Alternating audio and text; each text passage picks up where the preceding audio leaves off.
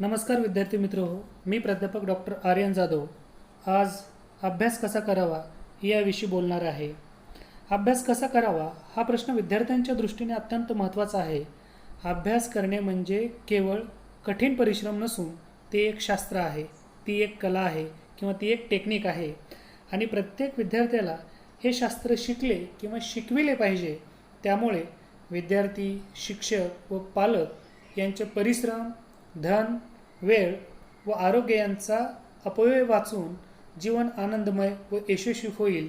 म्हणून हा एक छोटासा प्रयत्न विद्यार्थी मित्रांसाठी. तर अभ्यास म्हणजे काय? तर एखादी गोष्ट सतत करणे, त्याचा सराव करणे किंवा आत्मसात होईपर्यंत ते करत राहणे म्हणजेच अभ्यास होय. अभ्यासामुळे आपल्या वर्तनामध्ये सकारात्मक बदल घडून येतात. बऱ्याचशा जणांना प्रश्न पडतो की मग हा अभ्यास कशासाठी करायचा? खरंच हा अत्यंत महत्त्वाचा प्रश्न आहे, कारण त्यावरच अभ्यासाची गंभीरता ही अवलंबून आहे. म्हणजे काही लोक करमणुकीसाठी अभ्यास करतील, तर काही ज्ञानासाठी करतील, काही अध्यापनासाठी करतील, काही जीवन उत्तम जगण्यासाठी करतील, काही परीक्षेसाठी करतील, तर काही सहज टाईमपास म्हणून अभ्यास करतील. जसं की पहिला आहे ज्ञान मिळविण्यासाठी अभ्यास. जसं की ज्ञानी व्यक्ती ही सुखी होते, अज्ञानी व्यक्तीला दुःख प्राप्त होते. म्हणून ज्ञान मिळवण्यासाठी अभ्यास करणे हा याचा एक प्राथमिक उद्देश आहे. त्यानंतर काही जण अभ्यास करमणुकीसाठी करतात, मनोरंजनासाठी करतात, एन्जॉय म्हणून करतात. म्हणजे एखाद्या गोष्टीचं पुस्तक वाचणं हा सुद्धा अभ्यासच आहे. पण बऱ्याचदा तो करमणुकीसाठी असतो किंवा मनोरंजनासाठी असतो. तर अभ्यास कशासाठी? तर करमणुकीसाठी किंवा मनोरंजनासाठी. खरं तर मनोरंजक पद्धतीने शिकवणं हा एक अध्ययन अध्यापनाचा उद्देश आहे, परंतु तो कुठेतरी पाठीमागे पडताना आपल्याला दिसत आहे.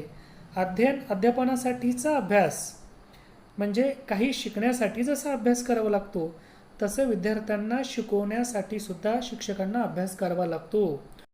अभ्यास कशासाठी? तर अभ्यास परीक्षेसाठी. म्हणजे खरं तर हाच मुख्य उद्देश सध्या अभ्यासाचा सर्वांसमोर आहे. परीक्षेसाठी अभ्यास करताना त्याची खोली किंवा गंभीरता ही जास्त असते. बऱ्याच गोष्टीचा संदर्भ त्या ठिकाणी अपेक्षित आहे.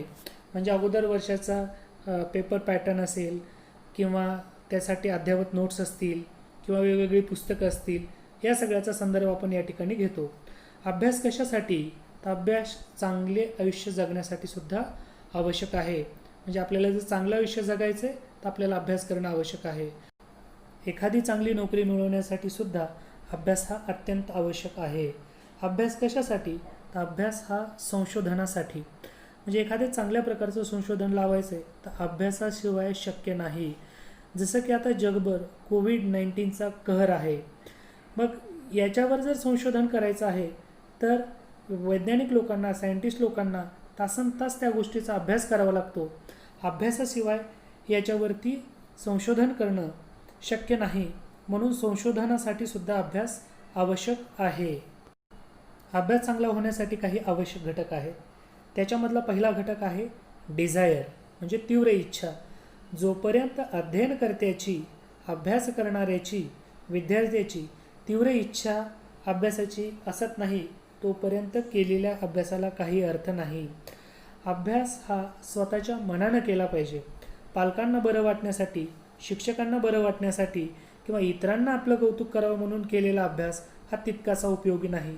ज्यावेळेस आपली स्वतःची इच्छा असते, स्वतःचा इंटरेस्ट असतो, त्यावेळेस केलेला अभ्यास हा अतिशय पूरक व अतिशय उपयुक्त ठरतो. त्यानंतर अभ्यासामध्ये आवश्यक घटक आहे डेडिकेशन. अध्ययनकर्त्याचं किंवा अभ्यास करणाऱ्याचं डेडिकेशन अभ्यासामध्ये अतिशय महत्त्वाचं आहे. आपण त्याच्याशी समरूप झालं पाहिजे, समर्पित झालं पाहिजे त्याला. म्हणजे आपल्याला स्थळ, काळ किंवा इतर कोणत्याही गोष्टीचं भान राहिलं नाही पाहिजे.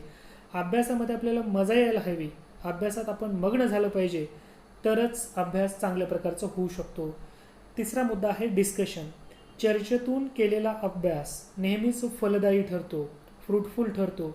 कारण आपण एखाद्या घटकावर जर चर्चा केली तर शक्यतो ती विसरली जात नाही किंवा कायम स्मरणात राहते. म्हणून विद्यार्थी मित्रांना माझी अशी विनंती आहे की आपण अभ्यास केल्यानंतर त्याची चर्चा पालकांशी, शिक्षकांशी आवर्जून करावी. मी तर असं म्हणेल, एखाद्या व्यक्तीला जर त्या विषयातलं काही जरी कळत नसेल तरी आपण त्याला रिक्वेस्ट करायची की माझं एक 5 मिनिट ऐका ना, माझं रिव्हिजन झाले का किंवा माझा अभ्यास झाला आहे का, तरी तो तुम्हाला फलदायी ठरू शकतो. आणि आपल्या समवयस्क मित्रमैत्रिणींशी आपण त्या पर्टिक्युलर विषयासंदर्भात किंवा अभ्यासाच्या विषयासंदर्भात चर्चा करू शकतो. त्यानंतर अभ्यासासाठी आवश्यक घटक आहे हार्डवर्क. म्हणजे हार्डवर्कशिवाय अभ्यासाला काही अर्थ नाही. 99% जर मेहनत आपण केली आणि 1% एक्झाम टेक्निक्स असतील तर आपण 100% यशस्वी होऊ शकतो. हार्डवर्कला पर्याय नाही. There is a no shortcut for the success असं म्हणलं जातं. आणि या हार्डवर्कमध्ये सुद्धा कन्सिस्टन्सी पाहिजे. म्हणजे आठवड्यातले 2 दिवस खूप अभ्यास केला आणि राहिलेले 4-5 दिवस अभ्यासच केला नाही, त्याला काही अर्थ राहत नाही. हार्डवर्क करत असताना त्याच्यामध्ये कन्सिस्टन्सी पाहिजे, नियमितता पाहिजे. त्यानंतर आहे कॉन्सन्ट्रेशन. अभ्यास करताना इकडे तिकडे लक्ष विचलित होता कामा नये. एका वेळेस आपण एकाच गोष्टीवर कॉन्सन्ट्रेट करू शकतो. दिस इज अ सायकोलॉजिकली प्रूव्ह. त्यासाठी अभ्यासासाठी महत्त्वाचा घटक आहे रीडिंग, वाचन. वाचन हे फास्ट हवं, वाचन हे स्पष्ट ओघवत्या भाषेत पाहिजे. वाचन करताना जर स्पीड चांगली असेल तर कमी वेळामध्ये आपण अधिक अभ्यास करू शकतो. शब्दोच्चार, स्पष्टपणा हा वाचनाचा मेन गाभा आहे. म्हणून वाचन करताना अगदी एकाग्र होऊन आपण ते केलं पाहिजे. अभ्यास करताना पुढचा एक आवश्यक घटक आहे तो म्हणजे नोट्स. पुस्तक हे विस्तृत नोट्सचं एक साठा आहे. त्याच्यानंतर आपण लिहिलेल्या, आपण काढलेल्या नोट्स, त्याच्यानंतर संक्षिप्त किंवा शॉर्ट नोट्स, आणि याही पुढे की वर्ड्स किंवा की नोट्स हा प्रकार आहे. म्हणजे अगदी एखादा शब्द जरी आठवला तरी आपल्याला त्या एका शब्दावरून तो अख्खा टॉपिक आपल्या नजरेसमोर येतो. याला की नोट्स म्हणतात. तर असे काही की वर्ड्स आपण लक्षात ठेवले तर अख्ख्या पाठाचं रिव्हिजन करणं आपल्याला शक्य होतं. म्हणून हे जे 7 घटक आहेत हे अतिशय महत्त्वाचे आहेत, अभ्यासासाठी आवश्यक आहेत. या व्यतिरिक्त सुद्धा काही घटक आहेत पण त्याची चर्चा आपण या ठिकाणी करत नाही आहोत. आता अभ्यासाच्या काही पद्धती आहेत. अरे अभ्यासाची कोणती पद्धत असते असं आपल्याला वाटेल, कारण आपल्याकडे साधारणतः अभ्यास करण्याचा प्रकार किंवा पद्धत कोणती आहे. दिवसभराचे सगळे कामं उरकल्यानंतर जेव्हा घरचे आपल्याला सांगतात आता अभ्यासाला बस, मग आपण काय करतो, पुस्तक घेतो आणि काहीतरी वाचन करतो, लिहित राहतो. तो म्हणजे आपल्या दृष्टिकोनातून अभ्यास. परंतु मित्र हो, अभ्यासची जी पद्धत आहे ती योग्य पद्धत म्हणजे अशी की अगोदर आपण अभ्यासासाठीचा वेळ काढून ठेवणे, अगोदर आपण अभ्यास करणे, तेवढा वेळ फिक्स अभ्यासाला देणे आणि उरलेल्या वेळेमध्ये आपल्या दैनंदिन गोष्टी करणे. जसं की फॉर एक्झाम्पल सेविंग म्हणजे काय, बचत म्हणजे काय. तर आपल्याकडे बचत कोणती असते की महिनाभर खर्च करून राहिलेली रक्कम म्हणजे सेविंग नाही मित्र हो. सेविंग म्हणजे अगोदर त्याच्यातली एक अमाऊंट काढून ठेवणे आणि उरलेली रक्कम खर्च करणे, याचा अर्थ होतो बचत किंवा सेविंग. आता अभ्यासाचा अर्थ तुम्हाला समजलाच असेल. त्यानंतर आपण अभ्यासाच्या काही महत्त्वपूर्ण पद्धती बघू. अभ्यासाची महत्त्वपूर्ण एक पद्धत आहे, तिचं नाव आहे PQRST. हा याचा संक्षिप्त किंवा शॉर्ट फॉर्म आहे. याचं डिटेलमध्ये आपण बघणार आहोत. अभ्यासाची दुसरी पद्धत ही SQ3R अशी आहे आणि अभ्यासाची तिसरी पद्धत ही PQ4R अशी आहे. तर आता आपण बघूया अभ्यासाची पहिली पद्धत PQRST. P stands for preview, Q stands for questions, R stands for reading, S stands for summarize and T stands for test. For example, कोणताही पिक्चर बघायला जाण्याच्या अगोदर आपण त्याचं रेटिंग बघतो, पुढचं ट्रेलर बघतो, म्हणजे त्याचा प्रिव्ह्यू बघतो. तर प्रिव्ह्यू पूर्वावलोकन, एक जनरल आयडिया त्या टॉपिकविषयी की आपण काय वाचायला जाणार आहोत याची एक छोटीशी कल्पना म्हणजे प्रिव्ह्यू. जसं की आपण एखादा टॉपिक, सर्क्युलर मोशन हा टॉपिक आहे, हा वाचायला घेणार आहोत तर त्याच्यातले मुख्य मुद्दे अगोदर बघायचे, याविषयी आपण आता वाचणार आहोत, याच्यासाठी मेंटल सेट तयार होतो. तर P for preview. Then Q for questions, म्हणजे हा टॉपिक वाचल्यानंतर माझ्या या प्रश्नांची उकल होणार आहे. तुम्ही त्यासाठी स्वाध्यायामधले प्रश्नसुद्धा अगोदर वाचून घेऊ शकता. म्हणजे वाचनाचा उद्देश तुमचा फिक्स आहे की या प्रश्नाची उकल होण्यासाठी मी वाचतो आहे, तर ते वाचन जास्त समर्पक होईल किंवा तुम्ही इकडे तिकडे भरकटत जाणार नाहीत. त्यानंतर R फॉर रीडिंग. म्हणजे PQRST मधलं R याचा अर्थ होतो रीडिंग. अगदी शांतपणे एक आयडियल स्पीडनं आपल्याला तो धडा आता थोरोली पूर्ण step by step line to line read करायचं आहे. ते टेक्स्ट पूर्ण रीड झाल्यानंतर आपल्याला बुक क्लोज करायचं आहे आणि जे काही वाचलं ते आपल्याला समराईज करायचं आहे. आपल्याला आठवतं का बघायचं आहे, त्याची एक उजळणी करायची आहे. आणि जर आपल्याला ती उजळणी करता येत असेल तर पुढची स्टेज आपल्याला फॉलो करायची. अन्यथा एक स्टेज बॅक यायचं आहे, आपल्याला पुन्हा रीडिंग करायची, पुन्हा समराईज करायचे. त्यानंतर शेवटची स्टेप आहे टेस्ट. होय, टेस्ट म्हणजे परीक्षा. तर आता ज्या प्रश्न आपल्या डोक्यामध्ये होते त्या सगळ्या प्रश्नांची उकल झाली का, त्याची उत्तर आपल्याला मिळाली का, याचं थोडंसं आपण पूर्वावलोकन करायचं आहे. आणि धड्याखाली दिलेले प्रश्न त्याची आपल्याला उत्तरं येतात का हे बघायचं आहे. जर आपल्याला त्या प्रश्नांची उत्तरं येत असतील तर समजायचं या सगळ्या स्टेप आपण व्यवस्थित फॉलो केलेल्या आहेत आणि आपला हा धडा परफेक्ट झालेला आहे किंवा बऱ्याच अंशी अध्ययनाची बचत झालेली आहे, चांगलं अध्ययन झालेलं आहे.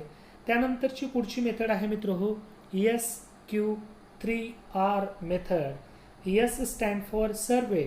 म्हणजे जे काही वाचायचं, जसं त्या मेथडमध्ये प्रिव्ह्यू हा शब्द होता त्या अर्थानं इथं सर्वे हा शब्द आहे. सर्वे जे काही वाचायचं आहे, एक जस्ट बघायचं आपल्याला कोणता टॉपिक वाचायचा आहे, त्याच्यामध्ये कोणते मुद्दे आहेत, कोणते पॉईंट्स आहेत, ह्या सगळ्यांचे ओबडधोबड आपल्याला थोडंसं बघायचं आहे. त्यानंतर Q फॉर क्वेश्चन्स. एखादा टॉपिक वाचायचा आहे तो डोक्यामध्ये प्रश्न निर्माण झाले पाहिजे आणि मग ते प्रश्न निर्माण झाल्यानंतर R फॉर रीडिंग. आता इथं 3 R आहेत. पहिला R म्हणजे रीडिंग. आपण ते वाचन करायचे, थोरोली वाचन करायचे. आपलं मन इकडे तिकडे भरकटलं तर पुन्हा तो मुद्दा घ्यायचा आहे, पुन्हा ते वाचन करायचे. त्यानंतर पुढचं R आहे रिसाईट, म्हणजे पाठांतर करायचे. जसं तिकडे समराईज होतं, ज्या ज्या गोष्टी पाठ करण्यासारख्या आहेत त्याचं पाठांतर आपल्याला करायचं आहे. आणि शेवटचं R फॉर रिव्ह्यू. तिकडे जसं टेस्ट होतं इथं आहे रिव्ह्यू. म्हणजे आपण जे काही वाचलं ते वाचलेलं लक्षात राहतं का, ते टेस्टच्या आधारे किंवा ते प्रश्नाच्या आधारे आपल्याला थोडंसं ते बघायचं आहे. आणि त्यानुसार आपल्याला कल्पना येते की आपल्याला वाचलेला टॉपिक किती समजलेला आहे. तिसरी महत्त्वाची पद्धत आहे मित्रहो PQ4R मेथड. तर P stand for yes, it's correct, preview. म्हणजे जो धडा आपल्याला वाचायचा आहे त्याचं पूर्वावलोकन करायचं आहे, कोणकोणते मुद्दे आहेत ते पाहायचे आहेत. Q for questions. मनामध्ये प्रश्न निर्माण झाले पाहिजे. प्रत्येक मुद्दा पाहिला की त्याच्याविषयी मनामध्ये प्रश्न निर्माण झाले पाहिजे. जसं की फॉर एक्झाम्पल एक मुद्दा आहे की मेन मुद्दा आहे सर्क्युलर मोशन. मग सर्क्युलर मोशन म्हणजे काय, की त्याविषयी एक प्रश्न निर्माण झाला, हे कशा प्रकारचं असेल, किती प्रकार असतील, कोणकोणत्या क्वांटिटीज असतील, हे अनेक उपप्रश्न आपल्या मनामध्ये निर्माण झाले की त्या प्रश्नाची उकल होण्यासाठी आपल्याला आता रीडिंग करायचे. म्हणून Q stand for questions. Now 4R, 4 R आहेत. त्याच्यामधलं पहिलं R आहे R for reading. So we have to go thoroughly reading to the text. Then R for recite. जे काही वाचन केलं आहे ते आपल्याला व्यवस्थित पाठांतर करायचं आहे. पाठांतर म्हणजे जसं काही फॉर्म्युले आहेत किंवा काही महत्त्वाचे सेंटेन्स आहेत, कीवर्ड्स आहेत, हे जर आपण लर्न केले तर आपल्याला ते आठवायला सोपे जातात. जर आपण ते लर्न केलेच नाही तर आपण ते रिकॉल नाही करू शकत. आणि रिकॉल जर आपल्याला ते झाले नाही तर जेव्हा MCQजमध्ये 4 ऑप्शन आपल्यासमोर येतात तेव्हा आपल्याला ते रेकग्नाईजसुद्धा होत नाहीत. म्हणजे रिकॉल अँड रिकग्निशन हे एकमेकावर अवलंबून आहेत. त्याच्यानंतर आहे रिफ्लेक्ट. वाचलेलं जर आपल्याला लक्षात आलं तर ते आपल्या वर्तनामध्ये परावर्तित होतं, रिफ्लेक्ट होतं. म्हणजे आपल्याला जाणवतं आपल्याला ते समजलं का नाही ते. तर केलेला अभ्यास हा रिफ्लेक्ट झाला पाहिजे.